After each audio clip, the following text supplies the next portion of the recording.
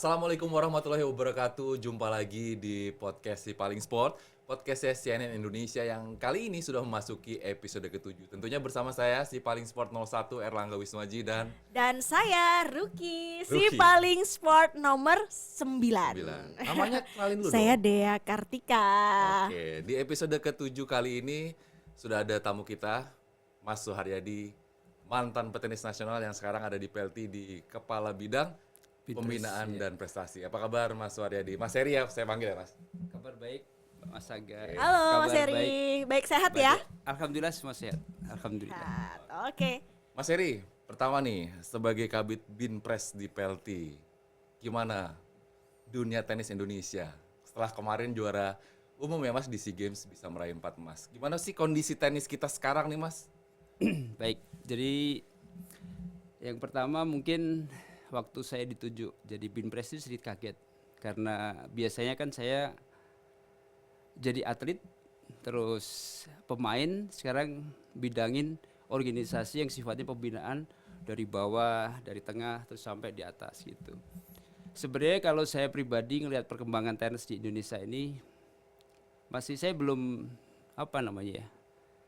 belum senang dan gembira dengan hasilnya karena masih banyak harus dibenahin, terutama soal pembinaan di bawah juniornya, terus pembinaan di seniornya juga gimana mencari pemain-pemain untuk ke tingkat yang lebih tinggi lagi. Nah, ini yang jadi PR kita sebenarnya yang harus kita kerjakan sama-sama nanti di pengurusnya, terus ada sponsor, terus ada pemain, terus bisa jadi hasil yang bagus gitu. Tapi kalau soal hasil kemarin ya Di Kamboja kemarin ya Mas? SEA Games itu emang kalau saya pribadi, saya dulu bekas pemain itu kan SEA Games itu sebenarnya hal yang mudah. Mudah ya. Mudah SEA ya, Games, ya. mudah ya. Karena dulu saya jadi pemain itu pernah mendapatkan juara umum, hampir semuanya kita sabut semuanya, dari ganda putra, mixed double, bergu putra, bulu putri kita ambil semuanya. Dan kebetulan kalau di SEA Games itu kan pemainnya negaranya cuma kita hitung yang paling kuat itu kan cuma Thailand, Filipina, terus Indonesia, Malaysia, sekarang nambah Vietnam. Jadi kalau pemain kita kurang berhasil di SEA Games, saya pribadi sedih gitu. Jadi makanya waktu kemarin saya dapat tugas sebagai Binpres, sebagai manajer, ya gimana caranya kita harus membangkitkan lagi, menaikkan lagi kualitas pemain yang pertama, yang kedua harus menaikkan medali-medali yang harus kita rebut lagi gitu. Alhamdulillah kemarin persiapannya, komitmen anak-anak, terus kekompakan timnya luar biasa.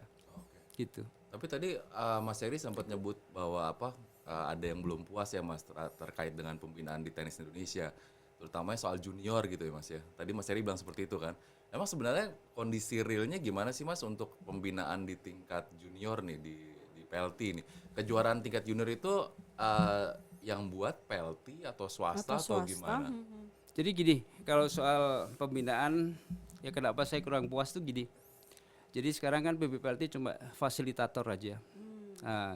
Dibandingkan dengan PBSI, kalau PBSI itu kan dia punya klub, terus dia punya dana pembinaan, terus punya pemain, terus akhirnya punya program. Terus hasilnya kita lihat sendiri, bisa juara dunia, bisa juara olimpiade gitu. Kalau di tenis ini yang bina itu sementara ini orang tuanya. Terus yang kedua, pembinaan di sentra-sentra daerah itu mamanya Pengcap, Pengda itu nggak berjalan. Terus Kenapa tuh Mas? Nggak berjalannya karena apa? Karena masalah dana atau fasilitas atau gimana Mas? Gak berjalan tuh dan sejak kapan? Iya. Sebenarnya hampir dari tahun ke tahun sih. Kalau kita tanya pemain-pemain yang berhasil sekarang kayak si Priska, kenapa dia bisa nembus di Grand Slam Junior gitu ya. Saya tanya ke orang tuanya, ini biasa diri semua Mas gitu. Jadi kadang-kadang PLT cuma membantu setelah berhasil gitu. Terus Pengda membantu setelah berhasil, tapi dari segi perjalanannya itu yang membangun tuh orang tuanya. Terus habis itu gimana caranya sponsor masuk itu pun nggak rela gitu. Nah ini Kenapa? Masuk nggak rela tuh gimana? Ya masih belum yakin Masih gitu. belum yakin ya? Jadi mau bantu atau enggak gitu, mau sponsor atau enggak gitu. Ini terjadi di problemnya tenis itu seperti ini. Jadi kalau dibandingkan bulu tangkis kita masih jauh gitu. Apa karena mahal nggak sih Mas? Kalau tenis tuh anggapan orang mahal gitu Ya, kayaknya kan olahraga raketnya. middle up gitu mungkin. sebenarnya kalau dari segi peralatan sekarang orang tua sudah bisa. Dari apa tuh? Dari segi bayar pelatih sudah bisa. Cuma waktu kita jadi pemain ini kan kita harus traveling. Pemain junior yang 18 tahun ke bawah itu kita harus traveling. Kalau mau jadi pemain yang bagus itu setahun bisa 12 turnamen. 12 turnamen itu kita butuh kalau satu minggunya itu 1.200 saja. Kali $1.200. Yes. Kali 12 turnamen udah dihitung sendiri berapa itu. Totalnya kan bisa sekitar 500 jutaan lah itu. Itu 200 modal ya jutaan, harus iya. yang udah punya ya, minimal modalnya segitu gitu ya Mas. Ya? Betul, itu baru satu orang, satu atlet aja, belum nambah pelatihnya nanti. Dia kan harus ada pelatihnya gitu. Pelatihnya juga traveling dong, ikut kan? Ya harus ikut karena dia harus evaluasi, harus guidance turnamen itu. Jadi ada yang ngawasin. Kalau tanpa pelatih nanti kasihan atletnya gitu, nggak ada yang evaluasi kayak gitu. Jadi kalau saya tangkap nih Mas dari paparannya Mas Heri tadi, keberhasilan atlet tenis kita nih, tadi contohnya Priska gitu yang terakhir ya, Priska Medel. Dia berhasil sampai di titik ini tuh murni karena usaha dan kemauannya dia sendiri dan orang tuanya ya. Campur tangan PLT itu sangat minim ya berarti ya Mas ya. Ya boleh kita bilang seperti itu, karena kalau saya lihat hampir semuanya sih pemain-pemain yang berhasil itu hampir semuanya tidak dari pembinaan dari PB enggak. Kalau saya lihat pembinaannya dari orang tua, terus habis itu karena orangnya cinta, terus ada sponsor yang bantu sedikit, akhirnya Bisa jadi. bisa berhasil. Tapi juga tergantung pemainnya gitu loh. Kalau pemainnya emang dia punya bakat, punya talented, terus kerja keras, punya apa itu komitmen yang luar biasa, akhirnya muncul lah kayak dulu zamannya si Angie juga gitu, terus Winner juga gitu. Zamannya istrinya Mas Heri juga disebelin iya, dong. Benar. Yayu juga gitu dulu sama. Kalau Yayu dulu beda lagi. Karena dulu Yayu kan home base-nya waktu itu di sekolah Ragunan. SMP, SMA sekolah khusus Ragunan. Jadi waktu dia SMP sama SMA itu dia disekolahkan di khusus olahragawan dan didanain sama pemerintah waktu itu Menpora. Dinas Pendidikan lah gitu. Nah, dari situ dia punya prestasi bagus, akhirnya traveling pertandingan itu tim event dibiayain sama pemerintah waktu itu, tapi dia tidak full gitu. Nah, setelah dia menunjukkan prestasi yang luar biasa, baru Menarik ada minat sponsor seperti Pak Abu Rizal Bakri waktu itu dari Bakri, kontrak sama Yayu 3 tahun gitu. Tapi itu kalau menurut Mas Heri dengan cara seperti tadi ya Mas, bahwa rata-rata mayoritas adalah dari orang tuanya, dari kantong pribadi petenis itu sendiri, campur tangan PB itu sangat minim. Itu harus diubah atau sudah biarin aja seperti itu atau gimana Mas? Kan sekarang Mas Heri di PLT nih, Betul. di Kabit Binpresnya gitu. Ya, saya juga kadang-kadang malu sendiri sih di Binpres ini. Jadi dulu waktu saya sering suka ngeritik ya, tapi sekarang saya duduk di sini. Tapi setelah saya duduk di Binpres ini, memang kenyataannya kita harus realistis bahwa untuk mendapatkan program itu, mendapatkan hasil itu harus kita duduk bareng dan kita harus jual ini program gitu. Pokoknya kita punya program untuk junior ini ya. Sebenarnya saya pribadi tuh kepengen kalau bisa menyeleksi pemain 4 putra 4 putri. Terus nanti setelah kita dapat pemain 4 putri ini, kita akan programkan untuk nextnya itu pemain ini harus terjun ke Grand Slam junior kayak gitu. Nah, tapi kan untuk menuju ke sana kan kita butuh home base. Home base itu tempat latihan. Terus ada tempat tinggalnya si atlet gitu. Terus habis itu ada dana untuk pertandingannya gitu. Nah, itu pun hasilnya nggak bisa setahun 2 tahun, harus long term gitu. Nah, Proses ya Mas. ya. Nah, kalau kita punya program seperti ini, baru kita mendekatkan ke sponsor untuk kita jual programnya ini. Mamanya sama Pertamina lah, sama Mandiri lah gitu. Sebenarnya sih nggak besar sih kalau kita hitung pembinaan junior itu kita cuma habis setahun tuh 2 miliar 3 miliar.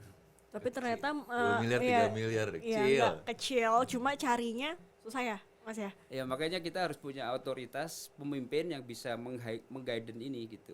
Kalau saya pribadi sih nggak bisa. Mungkin otoritas ini harus PBPLT yang punya campur tangan gitu. Sehingga dia sambil ngerangkul apa itu sponsor, terus bisa MOU, terus bisa bikin program ini. Nah, selama ini kita belum punya seperti itu. Mas Iya. boleh nggak kalau misalnya saya bilang bahwa sebenarnya petenis atau calon petenis junior ini udah calon petenis junior lagi sebenarnya membutuhkan kawah candra di mukanya gitu, kayak dulu Mbak Yayu kan ada di Ragunan, bisa sekolah plus ada jadwal latihan, terus ternyata bisa menunjukkan prestasi dan punya kesempatan buat ikut lomba gitu loh. Bikin Cipayung versi tenis Iya, gitu. iya Itu benar-benar nggak benar. mungkin ya Mas, beda. Sebenarnya itu kan di mana-mana sekarang kita udah punya pemainnya. Di luar negeri kan ada campnya Nadal, terus di Florida tuh ada campnya si Harry Hoffman segala macam-macam lah. Tujuannya kan kembali lagi buat situ, buat pembinaan atlet junior yang berbakat. Nah, sebenarnya kita bisa bikin seperti itu gitu loh. Pemainnya di Thailand itu dia udah mempunyai lapangan sendiri, punya asrama, punya kepelatihan, terus punya atlet, punya sponsor. Nah, seperti kayak di Cipayung, contohnya kayak di bulu tangkis seperti itu. Nah, tenis ini belum punya seperti ini, gitu. Makanya kita masih problem masalah soal prestasi. Kenapa prestasinya naik turun terus gitu. Munculnya cuma satu pemain, kadang-kadang pemain tunggal, pemain ganda. Ini sekarang kita lagi krisis pemain tunggalnya. Hampir semua pemain ganda semuanya gitu. Nah, makanya solusinya tadi yaitu kita harus punya home base, tempat tinggal, tempat latihan, terus ada pelatihnya, terus ada programnya, terus ada dananya, terus ada sponsornya. Itu yang terakhir yang Penting berat. Dananya yang berat kan selama ini kan. Tapi Sebenarnya kalau pengurus-pengurus kita punya komitmen, punya hati nurani yang sifatnya cinta tenis, bisa sih sebenarnya. bisa dong, kan sekarang Mas Heri jadi pengurusnya. Saya cuma pengalaman dalam hal apa itu namanya, dari atlet, dari pelatih. Nah, sekarang butuh orang manajemen yang bisa mengolah ini. Mengolah industrinya berarti ya. Kayak gitu. Tapi ada pertanyaan saya yang menggelitik nih Mas Heri dan Dea nih. Kan kalau sekarang nih tenis kita nih yang paling prestasinya paling oke adalah Aldila dong Mas ya. Setuju dong Mas? Ya, Aldila Suciadi ya. sekarang boleh kita bilang Aldila adalah mentor kita sekarang untuk apa itu, panutan kita untuk tim putri, dan dia udah membuktikan top 30 dunia dan kerja kerasnya luar biasa. Nah, ini sebagai panutan pemain kita, setelah Yayu, setelah Romana, setelah Wina ya. Tapi pertanyaan saya gini Mas, kalau kita merunut balik lagi ke belakang gitu Mas ya, tenis kita kan yang rata-rata bisa mentas sampai ke panggung dunia ini rata-rata perempuan ya. Cewek ya. Istrinya Mas Heri, Yayu Basuki. Angel. Sebelumnya lagi ada Romana, Betul, ada Angelique ada Wina. Wijaya, ada Wina Prakusya, sampai sekarang Priska Madeline juga dia di Grand Slam Junior udah berapa kali main kan, dan terakhir Aldila. Iya. Pertanyaan saya, yang cowok-cowok pada kemana sih Mas? Yang seingat saya, koreksi kalau saya salah ya, yang lumayan sering turnamen keluar negeri ini hanya Christopher Rungkat, dan Christo kan sekarang hitungannya udah senior ya. Kalau saya bilang tua ntar marah Christonya. Itu petenis putra kita kemana sih Mas? Kalau misalnya ngomongin dana tadi ya, kan tenis sebenarnya turnamen-turnamen sekelas PON gitu kemarin di Papua, SEA Games itu kan Hadiahnya lumayan ya. hadiahnya lumayan loh. Hadiahnya sampai hampir MM-an kalau dikumpul-kumpulin itu nggak bisa dipakai dia sebagai modal ya, modal untuk berangkat gitu tur ke beberapa negara itu. Jadi kendalanya apa Mas? mungkin yang pertama saya jawab kenapa kok pemain putri punya kesempatan. Ya karena kalau saya dulu ngikutin Yayu itu emang pemain perempuan itu tidak seperti kayak laki. Laki itu kan penuh dengan speed and power, powernya lebih besar, tulangnya lebih besar, terus apa itu namanya, cara bermainnya lebih keras gitu. Kalau di perempuan itu kalau dibandingkan laki itu emang perempuan lebih banyak main akurasi, konsistensi. Pemainnya hampir semua pemain Jepang itu kan bisa tembus semuanya. Korea, Taiwan itu tembus, terus masuk lagi Indonesia. Emang dari bandingin putra sama putri, emang saya akuin putri punya kancah lebih besar karena itu kita bisa bersaing dalam hal yaitu akurasi, konsistennya kita lebih punya gitu. Laki kalau mau bersaing di tingkat dunia kita harus menaikkan lagi ability kita dari fisik, dari kekuatan kita, dari mental kita. Emang sih sudah terbukti waktu itu ada Maradona, pemain ASEAN kita yang bisa top 10 dunia membuktikan, terus ada Michael Cheng yang tingginya 70 160 170 sekian lah lah ya. gitu. Terus ada pemain Jepang waktu itu Susu Matsuoka juga bisa. Tapi intinya kembali lagi itu mindset pemain kita kalau mau ke sana kita harus yaitu tadi ya kalau kita punya modal, punya dana, bisa nggak pemain kita itu bisa traveling. Jangan apa itu cuma nunggu sponsor aja. Nunggu sponsor dapat sponsor jatuh terus dia mau pergi enggak. Dia harus merintis dari bawah ini dengan modal apa adanya dulu gitu. Umpamanya dapat bonus SEA Games, bonus PON gitu, terus tryout SEA Games atau tryout PON itu kan ada dana. Nah, pemain kita ini selama ini yang putra terutama itu malas semua untuk traveling. Ya Itu dimarahin kendalanya. Mas Eri mesti marahin, lu traveling pakai duit lu gitu. Iya, udah punya tabungan kan Iya. sekarang. Itu enggak Pakai dong. Enggak digituin Mas ke pemain-pemain itu Mas. Pernah kita tanya seperti itu, akhirnya dia lebih memfokuskan, oh saya mau beli mobil dulu, saya mau beli rumah kayak gitu. Terus saya bilang gini, kan itu nanti kalau kamu buang uang, terus kamu kualitasnya naik, prestasi naik kan nanti kedapat lagi saya bilang. Lebih gede lagi ya. Betul, tapi anak-anak pada nggak berani gitu. Contohnya kayak ada pemain yang sekarang boleh kita bilang masih aktif kayak David, kayak Anton itu harusnya dia harus go internasional gitu. Jadi jangan cuma di Indonesia aja gitu. Terus harus berjuang, merintis. Kalau orang bilang itu merantau lah, merantau itu ya dengan tempat tinggal yang sederhana, terus bertanding yang sederhana dulu, semua harus prihatin dulu gitu untuk menuju ke suksesnya gitu. Jadi jangan susah dahulu lah Mas. bersusah dulu gitu. Jangan-jangan kalau perempuan kan lebih ambisius dan lebih nekat gitu kan. Kalau laki-laki tuh lebih banyak logikanya, hitung-hitungan kalkulatornya itu. Iya.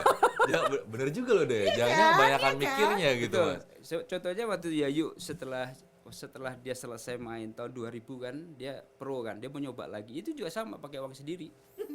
Main di Jerman, main di Inggris, dia traveling pakai apa itu? Itu udah sama Mas Eri udah menikah ya? Enggak, waktu itu udah selesai itunya. Dia pro udah selesai, terus dia mau nyoba lagi. Oh, mau comeback. Mau comeback, mau nyoba lagi, terus dengan jalan seperti itu. Dia kasih contoh ke pemain-pemain ini loh. Saya mau coba comeback lagi dengan apa adanya, dengan traveling seperti ini dari kota ke kota dia naik kereta gitu. Demi untuk ngirit ya Mas. Betul, untuk ngirit terus sambil apa itu ngasih contoh anak-anak. Ini loh contohnya seperti ini, mau nggak kamu seperti ini? Nah, yang bisa itu emang perempuan kalau saya lihat di Indonesia. Yang laki ini kayaknya ya itu Berarti bener loh deh. Iya bener, kan, bener. perempuan lebih ya udahlah. lebih greget lah intinya Iya. gitu. Tapi jangan-jangan Mas Eri udah kasih tahu kan, ke petenis-petenis laki ini di Indonesia gini. Ini lo nggak apa-apa keluar duit dulu 500 juta untuk traveling cost gitu, tapi lo bakal dapat 2 miliar kalau lo Setuju Nggak, ya. tapi Mas Eri udah ngasih penjelasan itu kan ke mereka, tapi tetap mereka takut ya. Aneh. Saya Ya kalau namanya jadi juga cowok. nggak saya bayangin kalau saya jadi petenis gitu ya. Ya pasti goal saya itu dong. Orang hadiahnya kan tenis besar ya Mas, Besar kalau banget dibanding sih. Sekarang dibanding udah bulu luar tangkis biasa, ya. betul.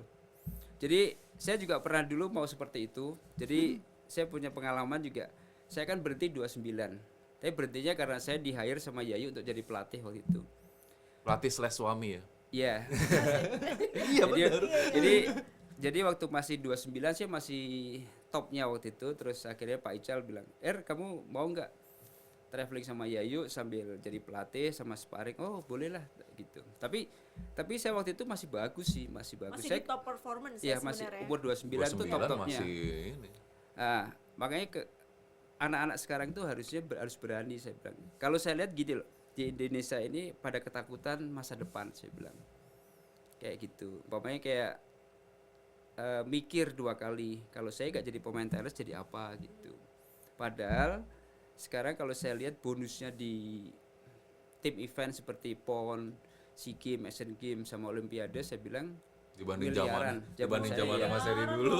betul, kecil sekali. Saya dulu juara SEA Games tuh dapat apa ya? Bonusnya Piagam. Ya agak. nggak pernah kayak sekarang lah intinya. Makanya saya mengharapkan pemain-pemain yang sekarang itu selain kompetisinya luar biasa, ya harus bersaing gitu.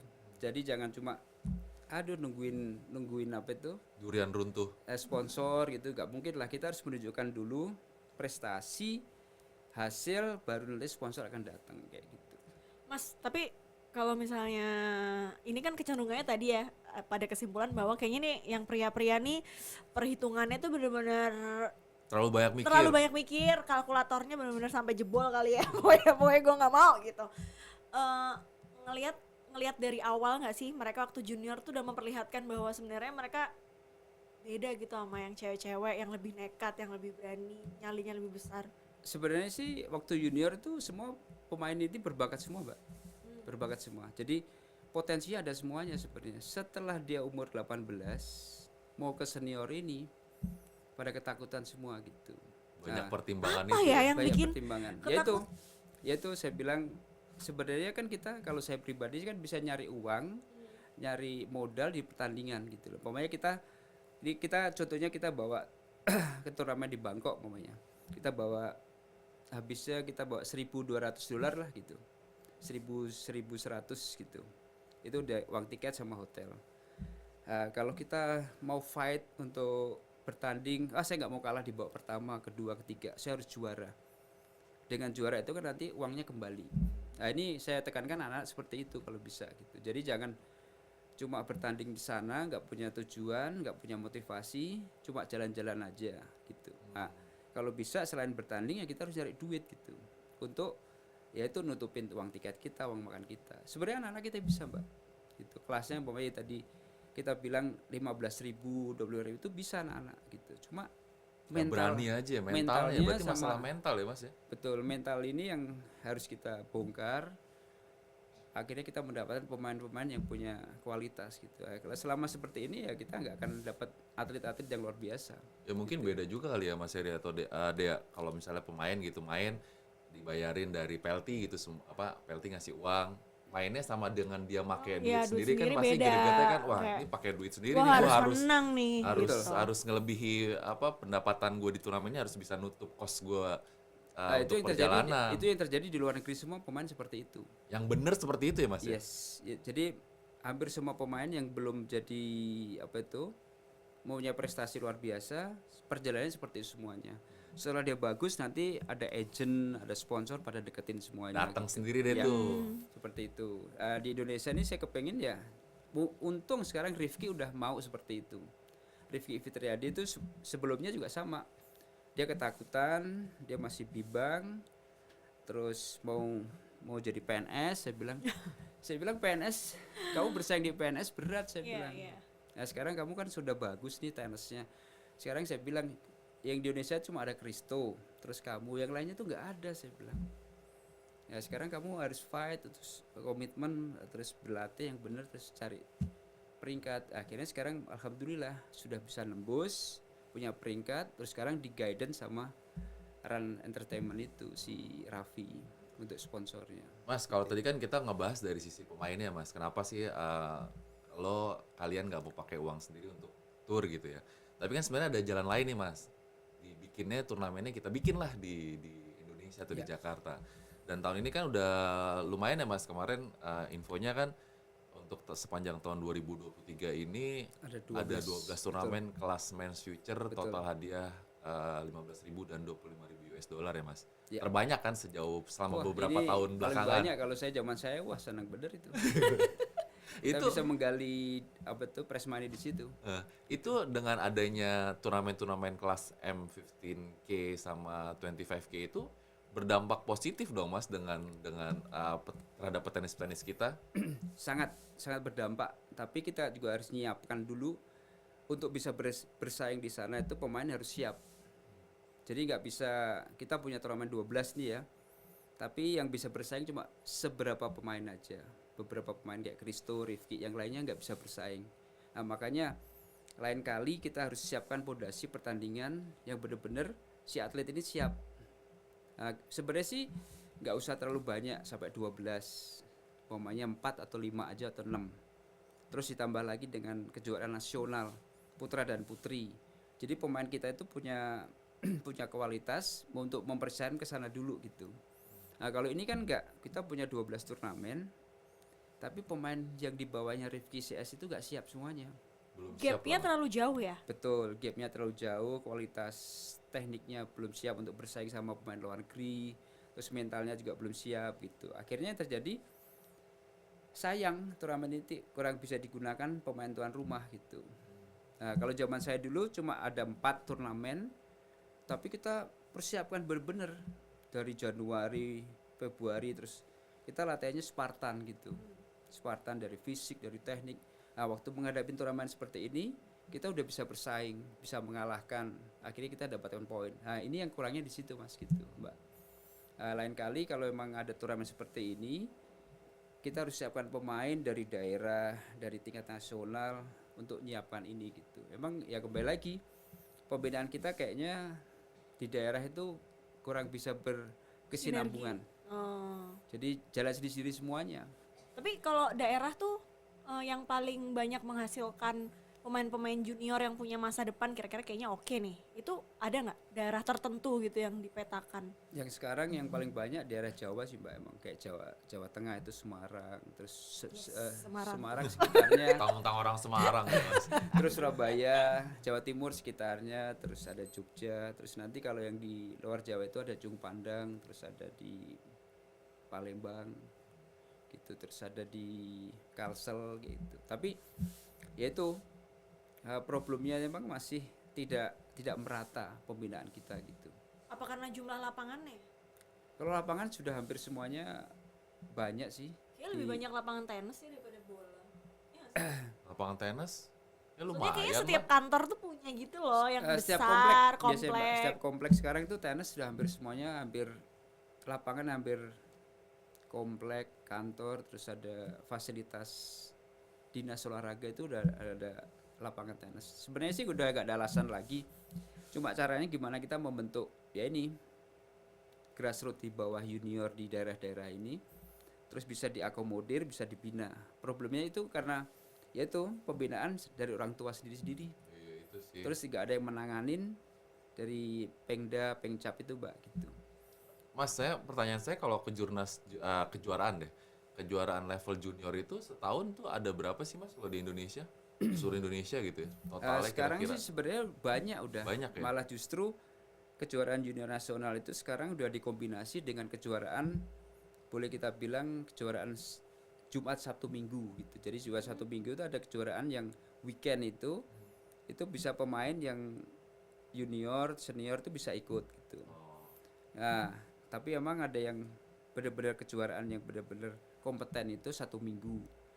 Sebenarnya sih sudah teratur rapi itu pertandingan. Kalender pertandingannya udah cukup Sudah banyak. Ada gitu lah ya. Sebenarnya bibit-bibit kita itu bagus-bagus di daerah dari kelompok umur 10 tahun, 12, 14 itu bagus-bagus. Cuma yaitu tidak pernah digali lebih serius lagi, dibina lebih serius lagi, terus dibikin program lebih serius lagi. Itu problemnya itu aja. Tapi programnya tuh ada. Dananya yang nggak ada. Balik lagi. Balik lagi ke situ. Programnya sih ada, Mbak. Sekarang di namanya ITF Junior International Tennis Federation itu punya pertandingan under 14 seluruh Asia.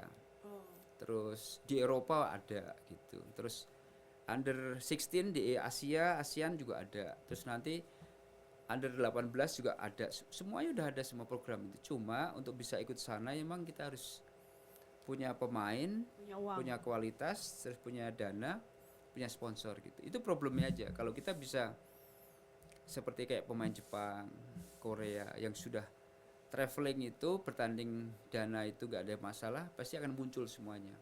Nah, problem di situ aja kita nih. Gitu. Mudah-mudahan segera teratasi dengan Mas Heri di Kabit Binpres PLT ya Mas. Mas, tapi kan di tahun ini nih September ya Mas ya, pertengahan September sampai awal Oktober nih ada 2 event besar nih Mas di tenis. Piala Davis kita lawan Pakistan di grup 2 ya, grup 2. Ya kemarin Di grup 2 dan Asian Games nih Mas. ya Gimana Mas persiapannya dengan adanya banyaknya turnamen kelas men's future ini di sepanjang tahun 2023? Kan bisa jadi berdampak positif juga kan untuk sangat persiapan positif, pemain kita jelang Piala Davis dan Asian Games nanti. jadi program ke depan kemarin sih kita sudah menyelesaikan Fed Cup yang bulan Juli kemarin ya. Kebetulan kita final di playoff. Akhirnya kita gagal di grup 1, tapi itu udah hasil yang bagus.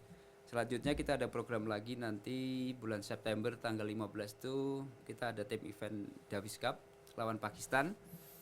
Dengan persiapan yang sudah ada di putra ini sebenarnya kita udah siap sih sebenarnya gitu. Cuma kembali lagi kita main di tuan rumah di Pakistan dan kebetulan tuan rumah milih lapangannya rumput.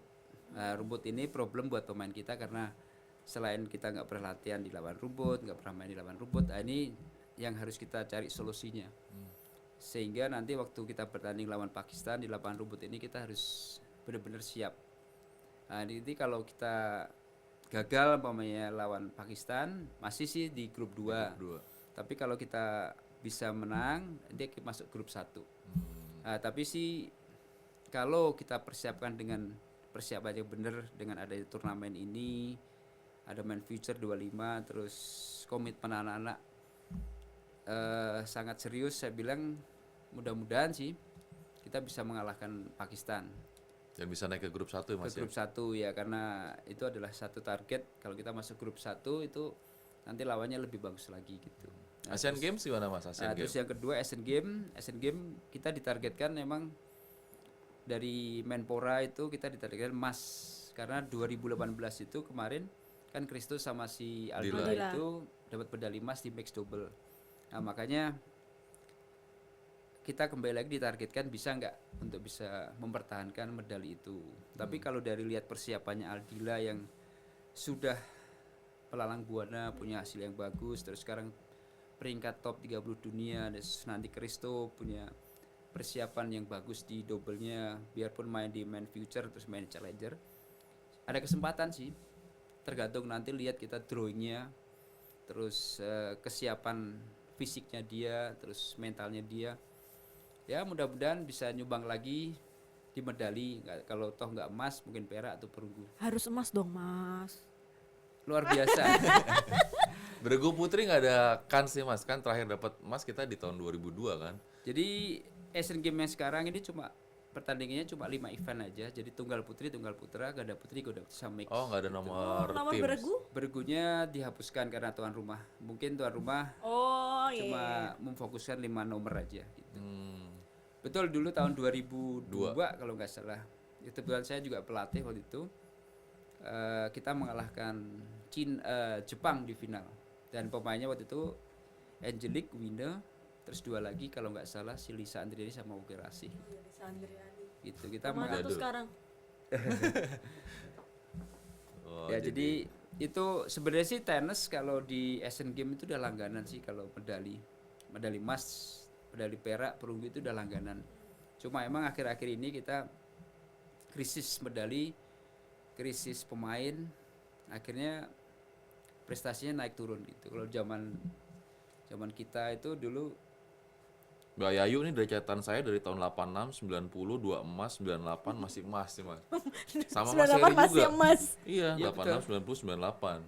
jadi kalau belum sebelumnya juga sama zamannya Yustejo Tarik, Iya. itu Atlet Wiono 78, 92, terus 86. 82 Yustejo Tarik tunggal putra dan ada 2 emas kalau nggak salah Yustejo Betul, Tarik. terus 86 itu Yayu sama Susana satu-satunya medali emas. Terus habis itu 90 90 Yayu terus Susana iya. sama Yayu Mas Heri pasangan emas. Iya, jadi dapat 2 emas ya. Terus habis itu di Hiroshima itu kita kalah di final. Yayu CS kalah di final. Terus habis itu masuk ke Bangkok kalau nggak 98 salah. Bangkok. 98 Yayu ngambil Tunggal tunggalnya. putri. Terakhir tuh Mas ya.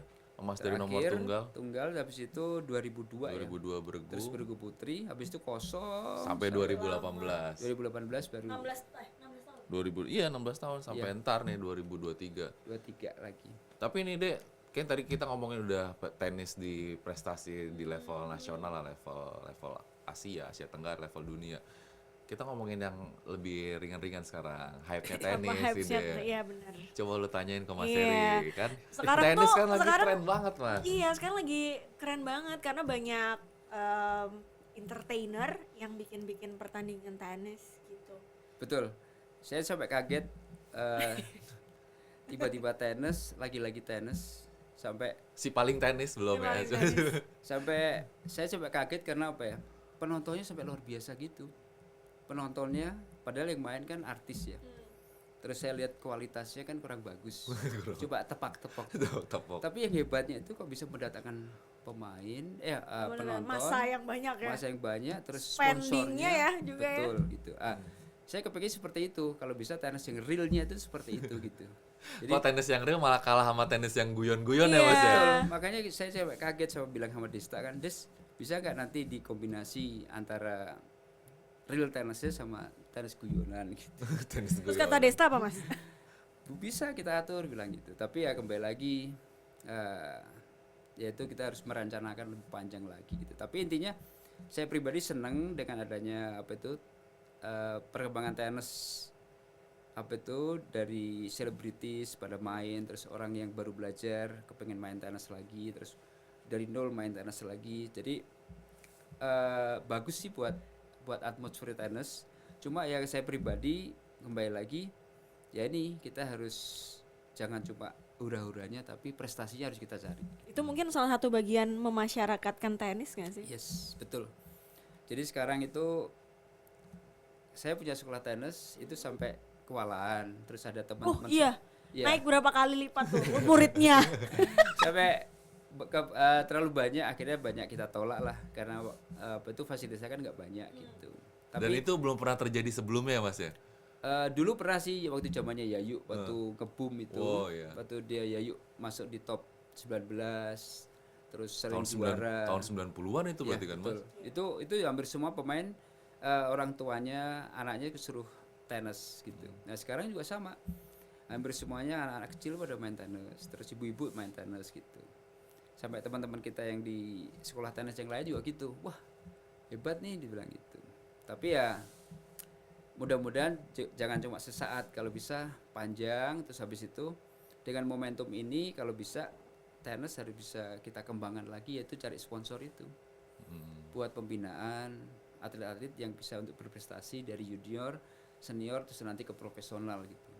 Ya mudah-mudahan kalau misalnya sekolah tenisnya Mas Heri rame, ya bisa banyak junior-junior baru yang Iya. tapi harus konsisten. Kadang-kadang gitu bingung Mas, ini gue sekolah atau jadi atlet ya gitu. Ya jadi Tapi problemnya rata-rata anak-anak yang sekarang berbondong-bondong masuk sekolah tenis ya Mas Heri gitu ya. Itu cita-citanya apakah prestasi atau cuman gara-gara wah lagi rame aja nih gue foto-foto gitu. jadi gini, jadi emang waktu ada kelas beginner, intermediate sama advance gitu kan, kita lihat bakatnya anak ini serius atau enggak, ini cuma kepengin tenis perkenalan atau gitu. Tapi kalau emang ada yang bagus, kita bilang ke orang tuanya, Bu ini bagus, Pak ini bagus, kita bisa lanjutin lagi untuk nextnya gitu.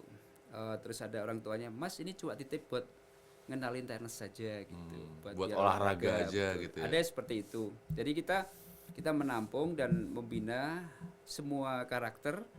Tapi kalau emang ada pemain yang bakat, kita bilang ke orang tuanya. Pemain contohnya si siapa tuh, cucunya Rudi Hartono, si Gwen.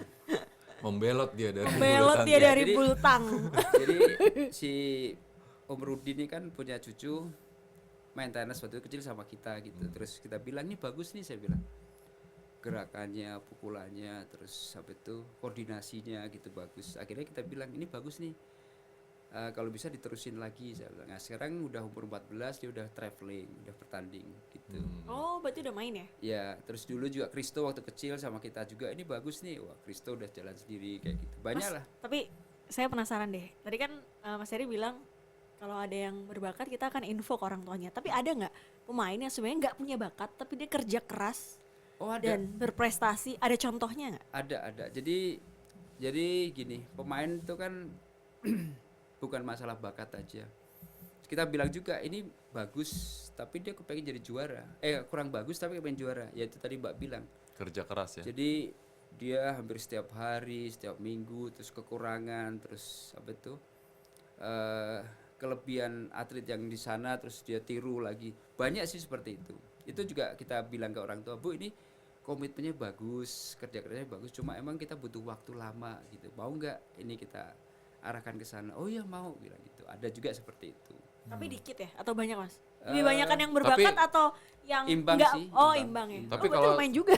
Tapi kalau saya sih lebih percaya work hard beat talents ya, Iya, Mas iya. Heri ya. Daripada Betul. cuma bakat ya. Dari bakat, kalau dia nggak kerja keras kan percuma Iya, juga ya percuma Mas sih. ya. Betul, kalau bisa sekarang itu udah punya bakat, ditambah lagi kerja keras, lebih bagus gitu. Sekarang banyak pemain kan, saya bakat, saya udah bagus mukulnya, tapi dia nggak mau latihan fisik, nggak mau kerja keras, nggak punya komitmen, sama aja kalah sama orang yang biasa aja, tapi dia benar-benar tekun, dia benar-benar fokus, dia benar-benar kerja keras, akhirnya kalah dia. Gitu. Akhirnya sekarang yang punya bakat, tambah lagi kerja keras sekarang, itu akan lebih bagus lagi. Itu aja belum tentu jadi ya Mas. Iya benar, belum tentu juara Iya. gitu kan. Ya, Apalagi yang nggak berbakat dan nggak kerja keras. Nah, tapi setiap negara itu kan punya ciri khas ya atlet masing-masing gitu. Iya. Kalau Indonesia sendiri, kalau Mas Heri bandingkan dengan atlet tenis di negara lain, misalnya soal fisik aja, apa yang paling berat buat pemain Indonesia ketika berlatih fisik? Jadi emang betul.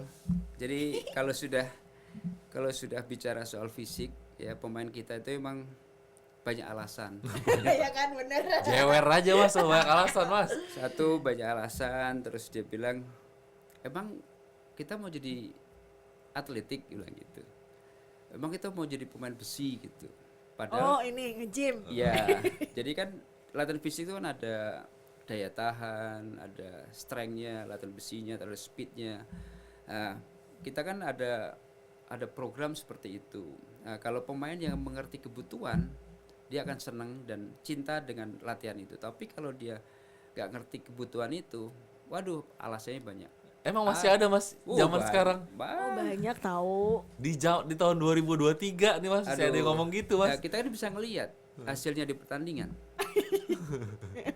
Hasilnya pertandingan si anak ini bekerja keras di lapangan nggak, punya motivasi nggak, dia bisa ngelawan bola yang kiri kanan nggak gitu.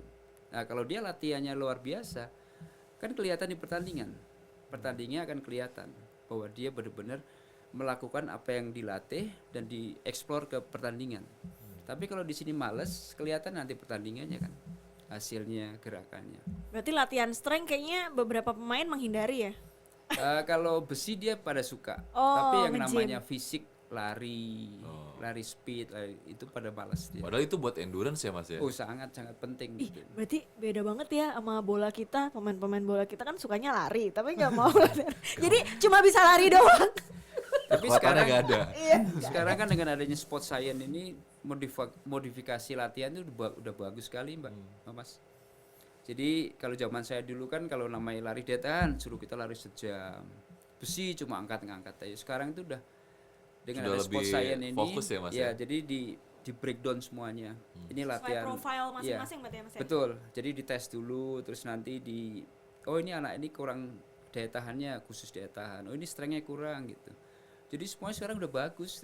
Pelatih fisik juga udah bagus-bagus, terus programnya bagus-bagus. Tapi kenapa kok kadang-kadang pemain tuh nggak ngerti kebutuhan ini gitu. Yang tadi Mbak bilang itu masih pada males. Yes, saya bilang nggak ngerti bahwa ini kebutuhan yang harus kita kerjakan, harus kita lakukan, harus kita maksimalkan biar nanti pertandingan itu kita nggak kecewa gitu. Kok bisa ya?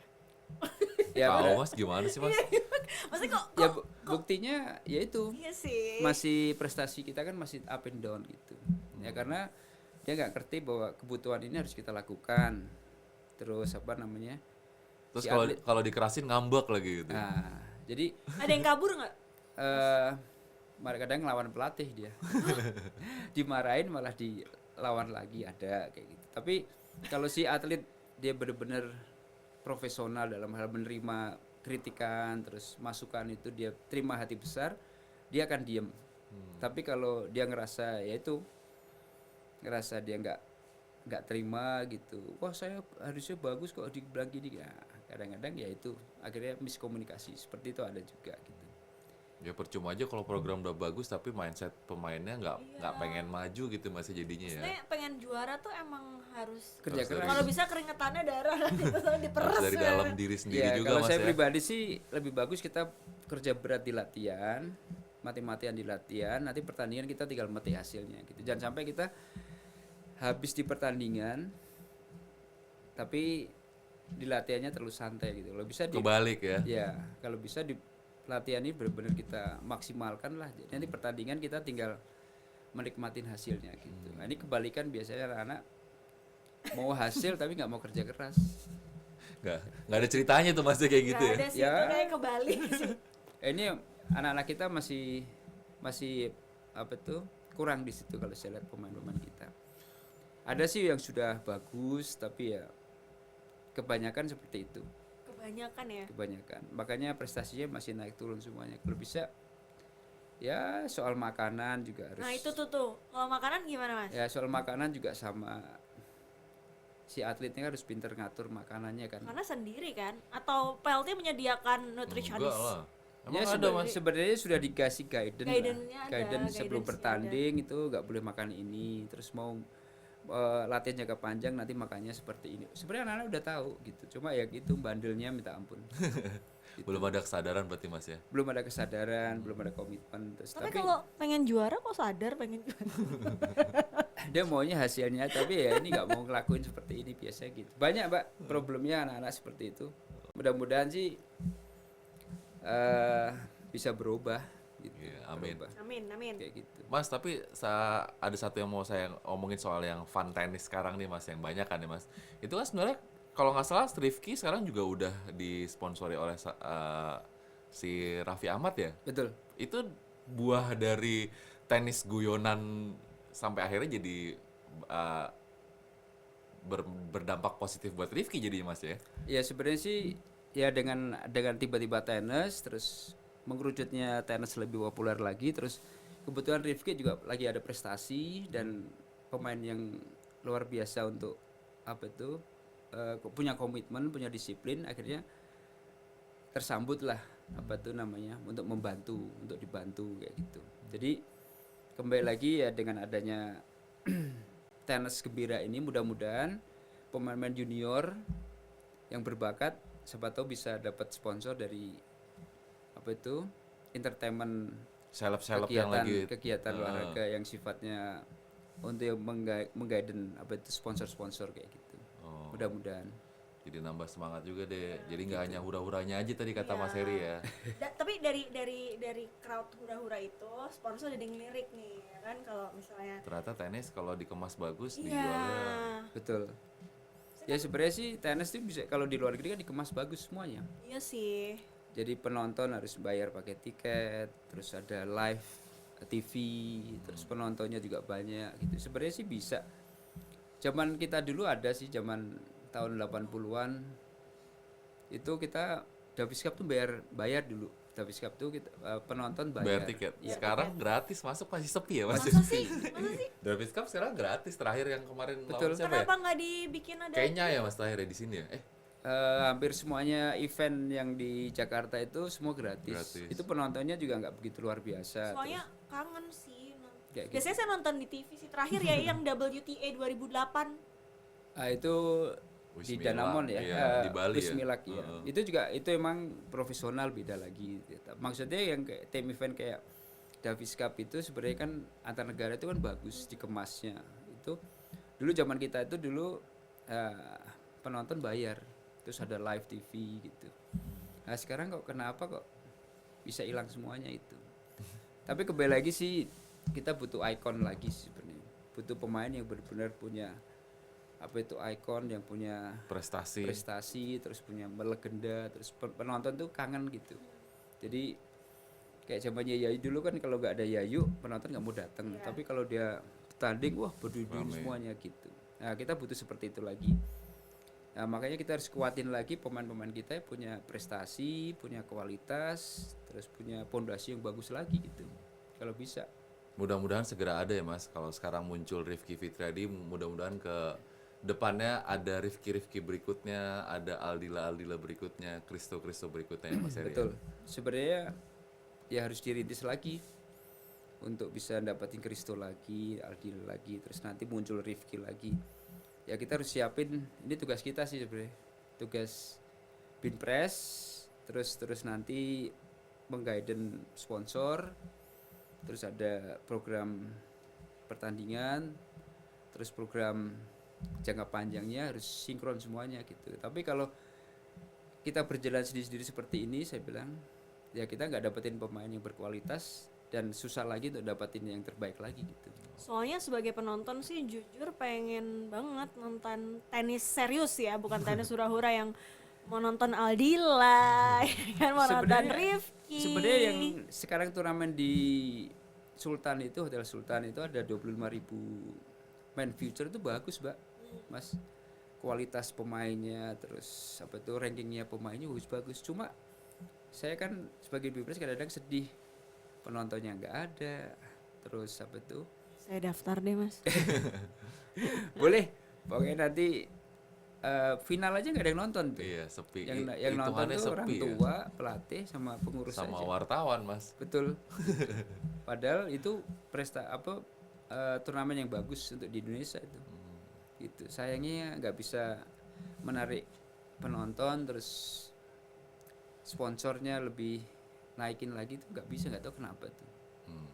Itu jadi PR mungkin ke PLT, untuk PLT dan semua stakeholder tenis ya Mas. Gimana bisa mengemas pertandingan tenis yang serius, yang sebenarnya lebih dari kualitas mungkin lebih bagus ya, lebih oke. Jauh sangat lah. bagus, Iya. Iya. Tapi kok malah penontonnya lebih sepi. Itu jadi PR Mas Heri. Betul. Mas Heri yang mikirin. Kan Mas Heri yang di PLT. Kata Mas Heri, aduh banyak banget pikiran saya. Sebenarnya sih kita udah tahu kenapa itu sebenarnya. Sebenarnya itu. Kalau kita bungkus kemas sebenarnya sih bisa. Kita apa tuh bikin turnamen yang mungkin kalau biasanya kan jam 9. Nah, kita bikin turnamen mulainya jam 4 sore, 3 sore. Jadi pemain yang dari penonton yang dari kantor tuh bisa ngelihat. Iya, turnamennya. Nonton tenis. Turnamennya mulainya setengah 10 kan Mas, Iya, yang di orang Sultan pada itu. kerja Orang semuanya. masih pada Setengah 10 kerja. pagi ya? Pagi. Setengah 10. Nah, kalau bisa jam 3 sore sampai malam. Tapi kan kembali lagi kita harus nyiapkan yaitu lampunya Lampu harus ya. bagus, terus penerangan untuk lapangan lebih bagus lagi. Ini problemnya di situ gitu.